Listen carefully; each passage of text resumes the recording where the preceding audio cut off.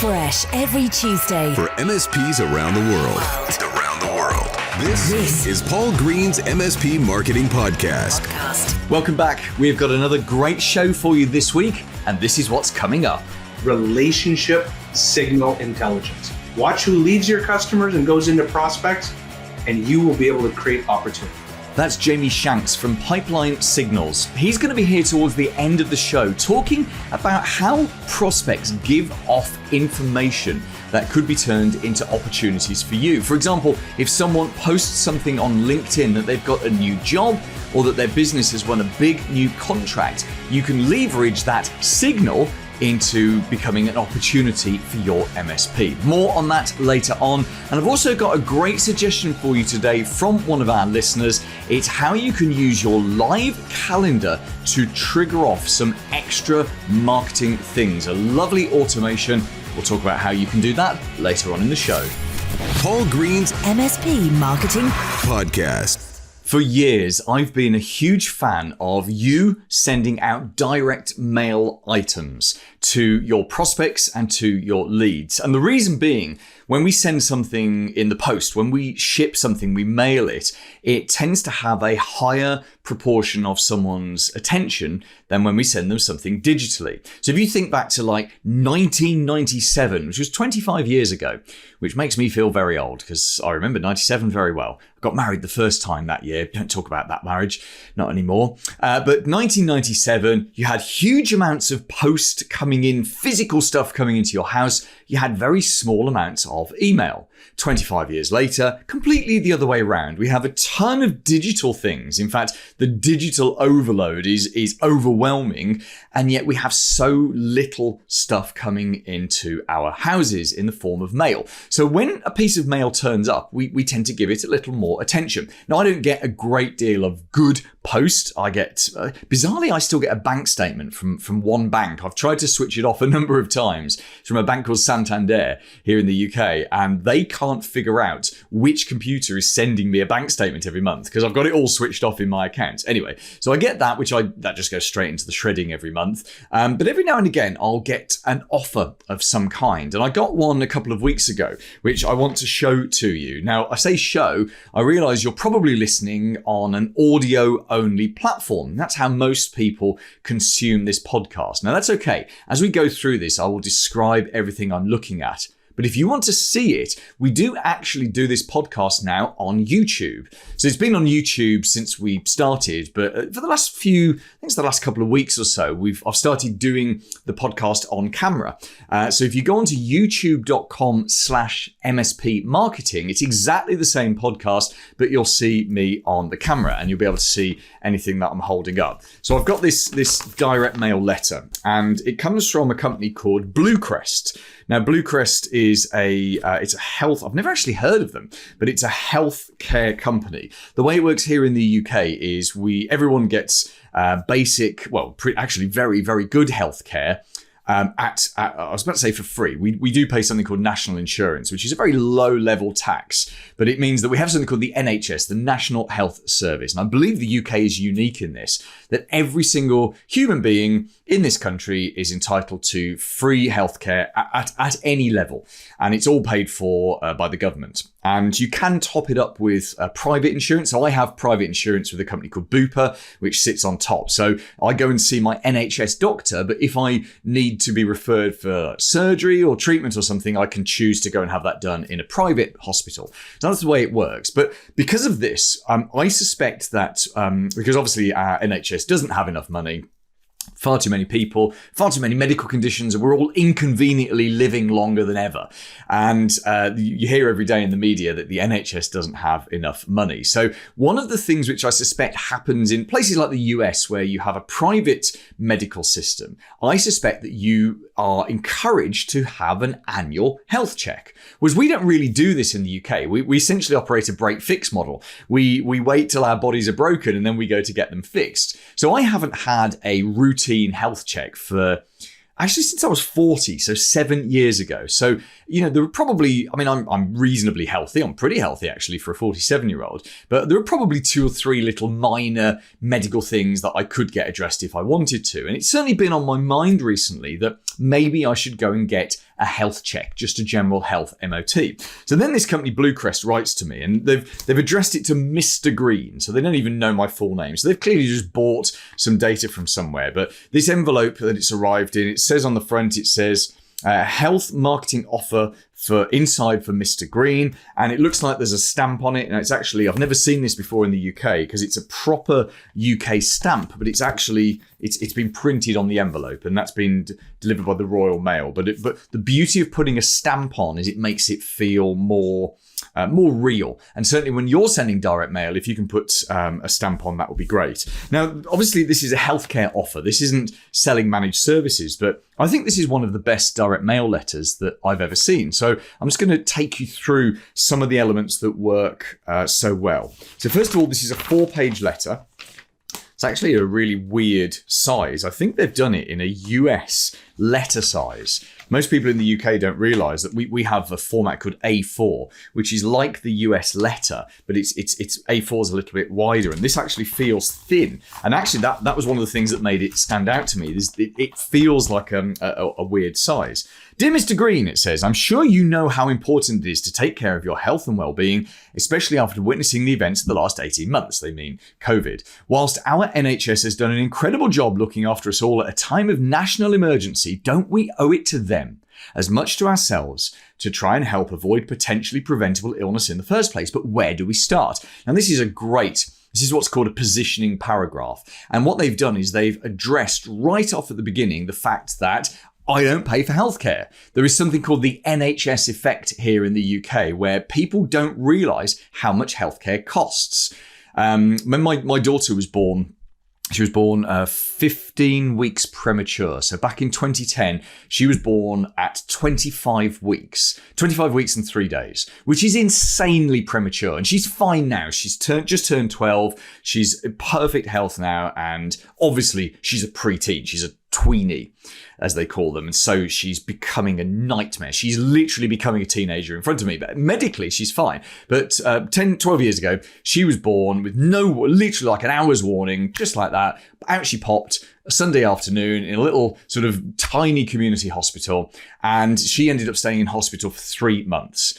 And the NHS paid for everything. I mean, we literally paid nothing. We didn't even pay for the car parking at the hospital because we had a car parking pass. And when she was discharged 3 months later, the staff actually wrote us a letter, which I've got somewhere up in the attic. And the letter said, hope you've enjoyed our stay with us here. We're glad that your child is well enough to go home. Did you know, the letter said, did you know that if you had to pay for the treatment you've received in the last 3 months, it would have cost you £250,000, which is around about $320,000. Now, that was the first time my wife and I had realised that the cost of medical care in this country. Because in this country, it's not like you get a bill and then the NHS pays it. You never see the bill. You don't know how much stuff costs. So what Bluecrest have done in this opening thing is they've positioned it very well. The NHS has done an incredible job, they're saying, but we almost owe it to them to look after ourselves better. Now, I'm not going to read the whole letter out to you, but essentially then it says, all too often we wait for health issues to arise before addressing them. Like I was saying earlier, that's what we do. We have a break-fix system with our healthcare system, and then they've underlined this. But you don't have to. Your Bluecrest Health MOT is designed to help you understand your health, pick up risks early, and help avoid potential problems further down the line. Now, an MOT is a British thing. It's something we have to have done with our car every year. It stands for Ministry of Transport. It's basically a check. It's like a safety check. Once your car's 3 years old, every year you have to pass your MOT. Otherwise, you can't drive your car on the road. It's kind of like a simple safety check. So everyone in the UK knows what an MOT is. So calling it a health MOT is a very smart thing to do. And then they've gone on. They've sort of gone on immediately. They've said where the appointments are available, and they've told me where to go for the clinics. They're like 3 miles from my home, so that's really convenient. They've given me the dates as well, so instantly I can see if I'm available. Then they talk about how you get peace of mind with a private GP helpline. Now, at the moment, GPs are general practitioners. They're the doctors that we go to, like the triage doctors, your general doctor. And because of COVID and just general pressure, it's quite difficult difficult to get a GP's appointment right now. So it's like, that's a value add. Hang on a second, I can speak to a private GP. I like that. And then it just goes on and on and on. And it basically tells you what's going to happen in the whole thing. It addresses all of your wants, your needs, and your fears. And this is what makes this piece of direct mail so brilliant. There are no invasive procedures. You'll remain fully clothed throughout. You will need to take your socks off, it says. And we'll ask you questions about your medical history. You'll relax on a comfortable examination couch. Whoever wrote this is a marketing genius. They talk about painless, harmless electrodes to record your heart, your blood, and then it talks you through. There's like a green, amber, red for your results, and then it takes you through all the different things. And it starts to go a little bit into medical jargon, but not too far. So it's enough so that you realise they know what they're talking about. There is a testimonial from Pat Gowie. Pat says, I thoroughly enjoyed my experience with Bluecrest. The staff were efficient, friendly and helpful, and there was no time wasted. That's social proof. Social proof is an important element of it. And then when they've got, no one's going to sit and read every aspect of this, but you can kind of flick through. And then it says, look, your report is still only halfway through. And then it tells you all the different things. And then it says the cost. Just £129. Surely this should cost more.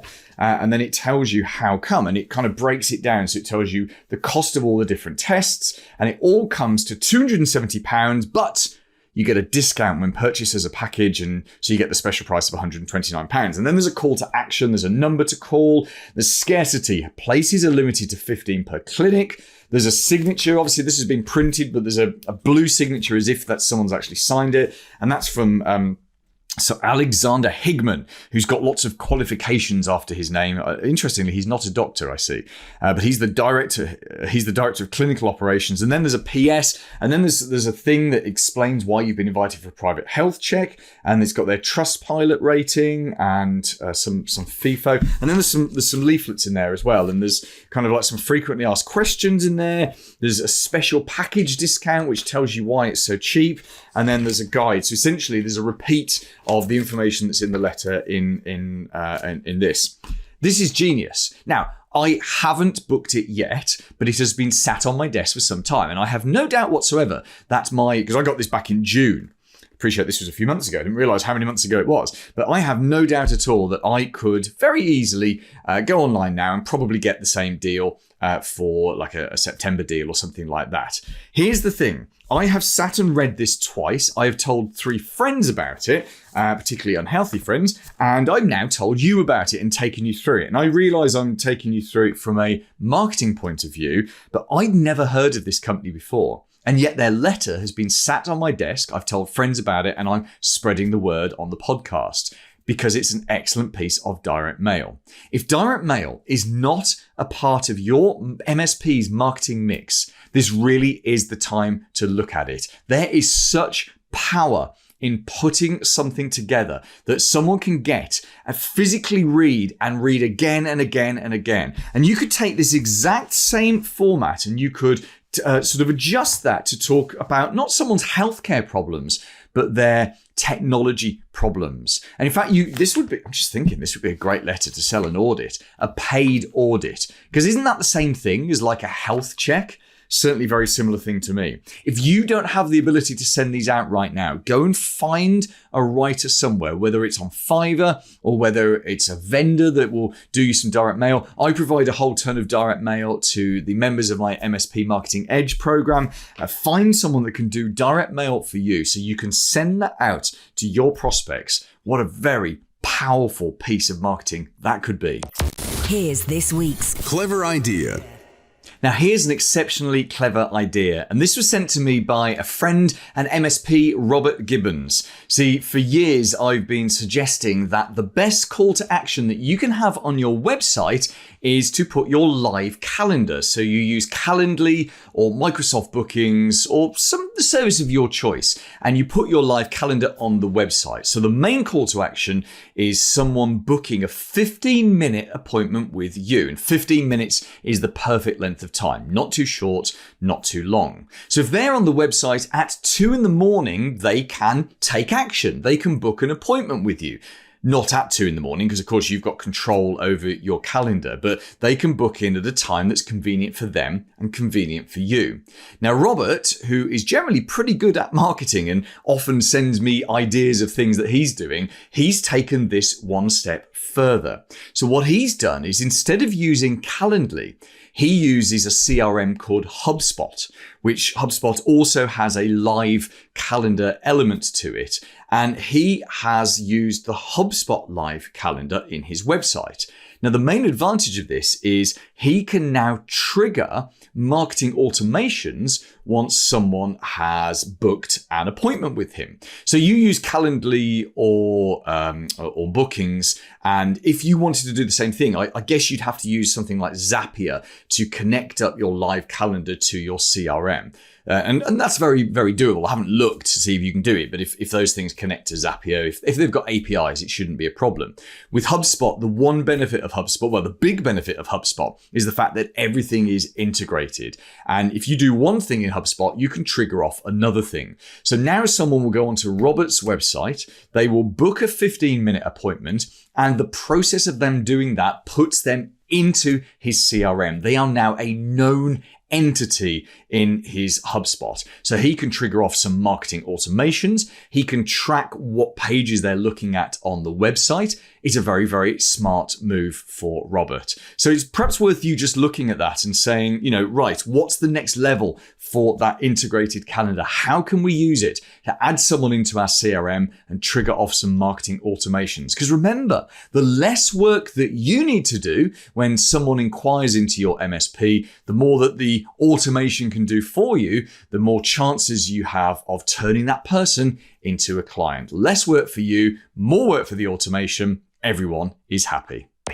The ultimate MSP podcast crossover. Just before we get to this week's big interview, I've got something a little bit different for you. September is such an important month for growing your business because people come back from their summer vacations, their holidays, and they kind of get their head down and plow on with doing as much as they can to grow their business throughout the next few months before we get to the Christmas break. Now, the ordinary business owners and managers that you want to reach, they're doing that right now, which makes it a great opportunity for you to reach out to them because this is the point they're starting to make their big plans and implement them. So I've got together with a bunch of other great MSP podcasters around the world, and together we are sharing our knowledge, our best ideas throughout September. Today, it's Ian Luckett. Hey there, it's Ian Luckett, host of the IT Experts podcast over here in the UK. I'm absolutely delighted to be supporting and celebrating the MSP Podcast Crossover event this September. And my best bit of business advice is about getting a plan together, a written down plan. Now, I'm sorry, it sounds really, really boring, but you're never going to go on holiday, build a house or fly a plane unless you've got a plan. And you're never going to scale a profitable MSP without one either. And the important thing about having a plan and having it written down is that when you take that strategic time to sit down and think in a logical manner about your sales, your marketing, your people, your pricing, your understanding, your target market, understanding your operations, you can then put down a methodical plan that has actions and accountability built into it that you can then go and deploy.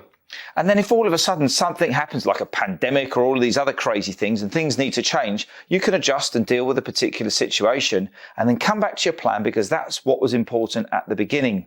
So it's really important that if you want to grow and scale a profitable MSP, then you need to have a written down plan that you can refer to and your whole business is involved in. And I'm going to be back at the Ultimate Podcast Crossover event on the 30th of September. It's going to be absolutely great fun. And remember, you can win $1,000 straight into your bank by entering a draw. All you need to do is post about the event on LinkedIn and use the hashtag MSP Podcast Crossover. We'll enter you in the draw and win a chance at that $1,000. Have a great day. I look forward to connecting with you soon. The big interview. Hi, my name is Jamie Shanks. I'm the CEO of Pipeline Signals, and we help you follow your fans. We have a SaaS software company that tracks people leaving your customers into your prospects. Okay, I like the sound of that because that's what this podcast is all about. It's about generating more sales through great marketing and finding greater leads. So we'll come on and talk about pipeline signals later on down the line. Let's first of all talk about you, Jamie. So you were highly recommended to me as someone who really knows his sales stuff inside out. Tell us a little bit about your journey over the last 10 years or so. Well, I was the VP of a SaaS software startup in Toronto, Canada. If you can hear it from my accent, I am a Canuck. And I decided to leave that company to start a consulting company around inside sales best practices. It took a couple of years to find my feet, but ultimately I was there at the right time and the perfect opportunity to invent and pioneer a category in sales called social selling. So ultimately helping sales professionals digitize their sales process using tools like LinkedIn. So we grew Sales for Life from zero to certifying 600 global customers, 250,000 sellers. I was very fortunate to work with the biggest companies in the world. And from that, we recognized that the world was a Pareto's law, that 20% of sellers would continue moving forward with the teachings, and 80% of sellers would ask, can you just do this for me? And so ultimately, when the pandemic hit in 2020, we decided to beta and alpha test this idea of a managed service turned SaaS software company called Pipeline Signals. We incorporated the business in 2021 and launched it less than a year ago and scaling rapidly to help do it for you. Manage who's leaving your customers going into your prospects, who's being promoted or taking new jobs in any account in the world. We monitor that and place it in your CRM as task notifications. So let's explore this concept of social selling. Now, assume that I know nothing about this and our audience know nothing about this. Explain it as if you were discussing it with a 7-year-old. Okay. So selling really, from a process standpoint, hasn't changed a lot in the last, 50, 100 years. The technology around the sales process has. And so ultimately what happened 10 years ago was the advent of social media.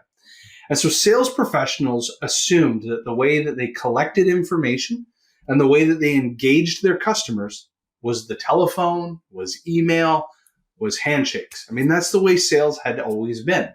And then along comes social media, tools like Facebook, Twitter, and primarily for business, LinkedIn. And LinkedIn for everybody 10 years ago was a giant resume. You would put it online and you would use it to go from one company to the next. What social selling offered you was an ability into the window of your customer. So when you prospect, there's a left and a right brain motion. The left brain was able to collect data and intelligence to make informed decisions about the person online. The right side of the brain could use that same tool to engage the customer in a bold and different way that they had never been engaged before. So now they're having conversations in this tool, LinkedIn, rather than just email. That's the easiest way to think about it. It's the same process that's been digitized. And that's what we help the sales world do, is modernize and digitize the way that they went to market. So give me an example of how an MSP would actually use that, a practical step-by-step example of something that could happen in real life. Okay. So if I'm an MSP owner, there's two things I need to be thinking about. One is creating an inbound magnet-like motion, and one is an account-based outbound motion. So let's start with the inbound motion. My team, we need to have a strong reputation and appear as trusted advisors. Because as an MSP, what are we selling? We're selling ourselves and relationships. So we need to build an online brand through a LinkedIn profile, sharing great content, growing a social network so that our customers trust us. That's part A. Part B is that not all the right fish jump into our boat, right? If you think about it from a fishing analogy, random fish, crabs and oysters and everything will just jump in the boat. And that, for our practice, doesn't always make sense. So we need an outbound account-based sales development program that ensures that we're selecting and prioritizing the right accounts, planning them, engaging them, and so forth. So from a practical standpoint, you need something like Signals to objectively help you determine, do I focus on account A versus B today, or account B versus C today, not tomorrow? That's account selection and prioritization. So I use tools like LinkedIn to figure out which accounts are growing rapidly, which accounts have a past customer going into a prospect, which accounts have competitors connecting to that account. So I'm focusing in on the right accounts to give me the highest probability of conversion. So that's where I'm using LinkedIn to both draw people in, but also using it to aim my fishing rods in the right spot going outbound. So one of the biggest selling challenges for MSPs is timing. And you'll know this yourself as a sales professional, that people only buy when they're ready to buy.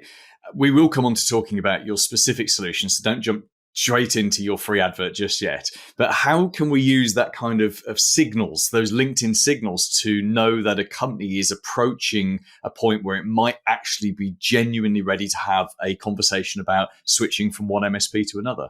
Well, the easiest way to think about it is that a company does not make a decision. The people within companies are the ones that set priorities for a business to move forward.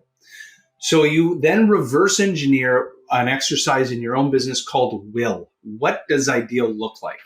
And what you'll most likely notice is that the compelling events that happen when a company is interested in switching is when there is a new key stakeholder that goes into that business. And when they go into that business, they want to shake things up. And they typically want to bring in the people, process, and technology that made them successful in the past. So if I were yourselves, I'd be looking for two compelling events. One, is there a new stakeholder in that business that meets the buying committee's definition of the ideal customer profile? Two, did that person come from a business that has experience using a solution like ours? Because they then have the reason to change and they have the knowledge on how to change using a different solution or a solution that makes sense for you. And if you look at what's called the Chet Holmes pyramid, the Chet Holmes pyramid means that in any given market, 3% of that market is changing and willing to buy. You are trying to find that top 3%, and it only happens when a person has been willing to change themselves, typically because of employment, and two, they typically revert to past experience. So you follow the humans, and then you'll most likely, other than buying intent is like the sister sales intelligence to relationships. Those are people that are actively raising their hands and Googling keywords. Outside of that overt, obvious knowledge, follow the humans. I love that. Follow the humans. And you mentioned Chet Holmes there, and Chet Holmes is the author of one of my favorite books on sales, The Ultimate Sales Machine, which I'm sure you've read many times over. And every MSP on the planet needs to get hold of a copy of that book and either read it or listen to it, because it's not written about MSP sales, but it could have been. It's an absolutely cracking book, that is. So let's talk about pipeline signals. So we're going to explore on the extended interview on YouTube, which we'll talk about in a second. That's where we'll explore your transition from one business to another, because I'm always interested in how entrepreneurs like us make those kind of decisions to switch over. But let's talk now about what pipeline signals actually does. Yes. So from the end result of your sales organization, your sellers open up their CRM and they receive task or lead notifications that change is happening in any account in the world that matters to you. So that means whether it's a prospect or a customer, you can identify who walked in the door, who got promoted, and who left. And did they come in as a friend or a foe? So that's the easiest way to think about it. The end result is we are the middleware that actually mines that intelligence on your behalf and places it in your CRM or marketing automation platform of choice so that your sales team can make informed decisions. The value to you is quite obvious. One is we are giving you the highest converting leads and opportunities at scale. Two, we're saving your sales team a mountain of time, because you don't pay sellers to data mine, you pay them for outcomes. And so we're doing the data mining for you. And we just took over that responsibility. Jamie, thank you so much for your time. Just remind us finally, what's your website address? It is pipelinesignals.com, and we work with any business that has a total addressable market that's sizable, that you can't monitor on your own. We'll do the monitoring for you. Paul Green's MSP Marketing Podcast. This week's recommended book. I'm Cassandra Morgan. I am an award-winning author and the HR manager for an MSP. I would highly recommend MSP's Secrets Revealed by Mark Copeland. It is full of inspirational quotes and ideas for helping you grow your business and just kind of get some oomph going for that day.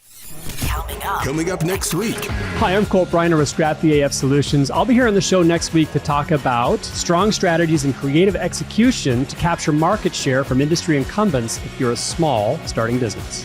Do subscribe wherever you listen to this podcast so you never miss an episode. Because on top of Colt's interview next week, we're also going to be talking about 3 weapons of influence. They're taken from a great book by Robert Cialdini, Dr. Robert Cialdini. It's called Influence. There are 6 weapons of influence. We're going to cover 3 of them off in next week's show and show how you would apply them to your marketing.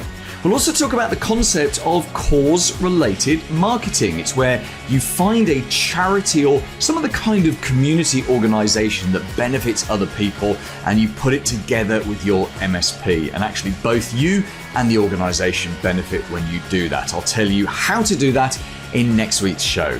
As I mentioned earlier, don't forget we have a ton of new content for you on YouTube. Just go to youtube.com/MSP Marketing and join me next Tuesday. Have a very profitable week in your MSP. Made in the UK. For MSPs around the world. Paul Green's MSP Marketing Podcast.